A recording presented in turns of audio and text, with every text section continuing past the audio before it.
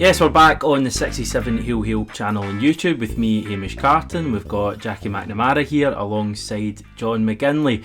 Right guys, we're in amongst the international break at the moment. Football fans in general don't tend to like that too much. They really like the club football and feel like it's a bit of a break, and don't really enjoy international football in general. But for a manager, Jackie, as you obviously were, and maybe in the future, who knows, how do you feel about international breaks? Was it a time when you could maybe get more work on the training ground, or maybe just yourself working in formations, that kind of thing? I didn't really enjoy it as a manager because we had quite a few players away, not just the first team, but also like the 21s or the game as well. So you're always concerned that they're going to pick up injuries,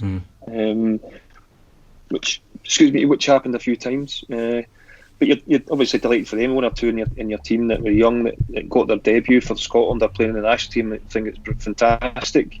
But at the same time, you're sitting watching it thinking, please don't get injured. The rest of the group there obviously waiting for the players to come back before you work on the team for the next league game. Yeah, I suppose it's a time, John, when Neil Lennon will be able to think about his current Celtic team, to take a little bit of stock, to look at his players coming in, some new signings hopefully, and look to the future.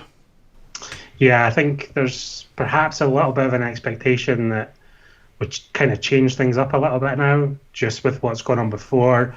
We've spoken in videos previously, we had the Champions League match. Lennon kind of came out with the same team again, but then the strikers were unleashed in the second half.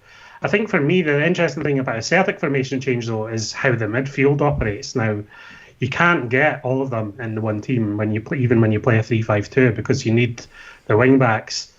So, do you think Lennon's going to change things up now, Jackie? Do you think he's going to change formation? And do you think this Celtic team's going to look different coming out of this international break than it did going into it? Yeah, I think he will definitely freshen things up. I think it'd be interesting to see if he does go to the three. But to be honest, three in certain games we played it with Martin. 3-5-2 with two strikers there.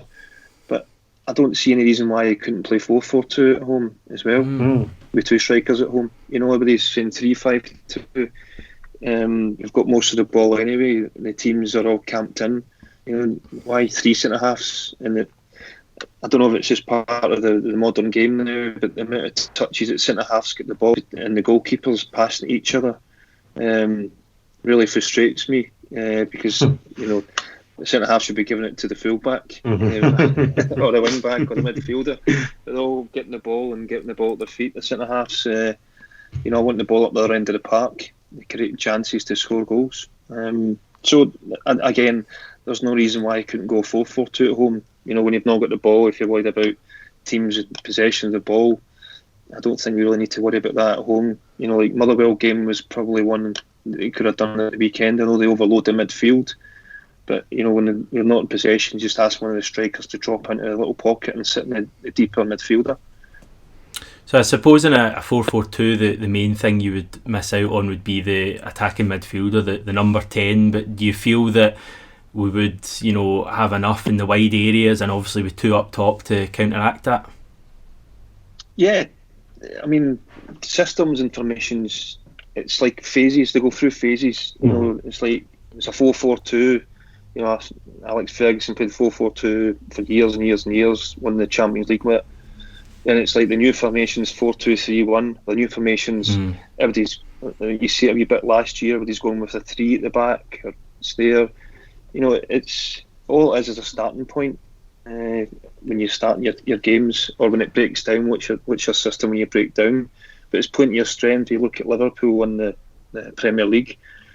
A 4-3-3 if you like, but the two wider ones, they'll come in and leave the two.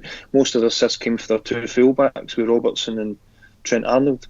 Yeah, it's also interesting that for all the talk of tactical systems and the amount of possession that Celtic have, and they do, our goals against Motherwell, it was actually devastating on the counter that we really got at them. It was McGregor surging forward with the ball after we won it back, playing a smart ball through to Forrest, and then even Julien's goal towards the end, when Motherwell are chasing it, we kind of Frimpong bursts forward and pings it into Julien. So we're kind of damaging teams when they open up and there's space. And I think in that scenario, Celtic are always going to come out on top. But it's how to get to that stage where you're kind of unpicking the defence and the teams are sitting in.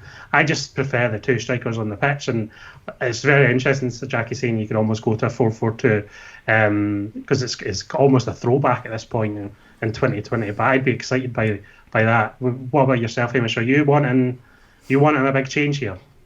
I think we need a big change, don't we? I think the support need a big change. It's stating the obvious, but you saw what happened in January when we went to the 3-5-2. The whole club seemed to get a massive boost, and I don't probably know as much as tactics, much about tactics as Jackie, and probably even you as well, John. I'm quite a simplistic fan in that way. I just look at the players, and I don't really understand how it all works out. But you could clearly see what happened when we went to a 3-5-2, and I don't know if Jackie can maybe elaborate on exactly why we saw such a boost. Was it just the fact we had two strikers up front, or does a 3-5-2 give the midfield more impetus?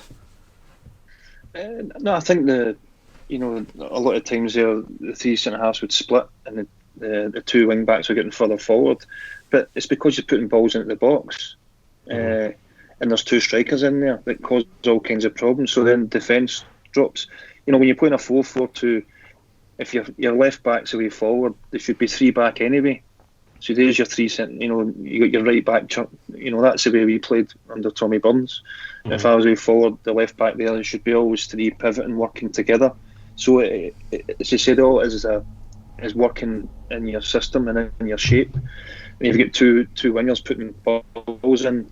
Your two full backs are supporting that. You get two strikers in there.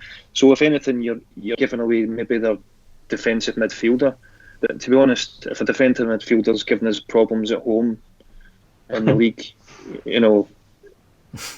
what they're going to do against us. The other way is if the ball's on the right hand side and it's overloaded, your other wide midfielder would be tucking in, which would be Forrest coming off the right, the middle area, if it's pivoting across and working together. So, that's an option that he can do. I don't think he would do that. I think he would go three at the back like Martin did, rather than the four, and just have an extra man in the middle of the field. But I definitely think a 4-4-2 would work. Again, like the Motherwell game at the weekend, I think that would have worked 4-4-2 at home. He did play a 4-4-2 in his first tenure as Celtic boss, didn't he? I'm not imagining that. Did. No, he did, yeah. He kind of had a lopsided one where it was like Ezagiri would bomb up the left, just as Jackie's saying, and we would kind of tuck in on the right a bit. But yeah, he did. And he played Stokes and Hooper up together a lot. So, he is capable of doing that. And yeah, it's going to be interesting to see. I think there's going to be a revamp here. And like we're saying, I think the international break's a good time to do it. I know players will be away, so you won't be wanting to make too many changes, but working with the players that are staying behind and there, and Lennon gets a bit of time to think with Kennedy and Gavin Strachan, I think we need something, a little bit of a change. I know he was kind of stubborn with his team selection against Motherwell, but surely now it can't be just the same 11. And it'll be interesting to see, because, but in a 3-5-2, what I'm considering as well is where El Yunusi fits in. Now, he's kind of come to the club as a winger, Jackie, but do you think El Yunusi could kind of play a number 10 role behind the strikers? Because I think he's got the close control and skill to do that, but is there anything missing from his game or anything he would need to add to kind of play that role behind two strikers, say, Yeti and Edouard? No, I think he could play it. I actually like him running onto it. He's got pace. I'd like to see him getting behind. He's got real pace to burn. But that role you're talking about, that's the one that everybody wants to play. the luxury role, as you call it. Lubola Berkovic, you're going into the little pockets, and but for me that was a luxury role. And you sacrifice another striker there. It's between the striker and the midfielder, but they have to be exceptional to build your team around that to make it work for me.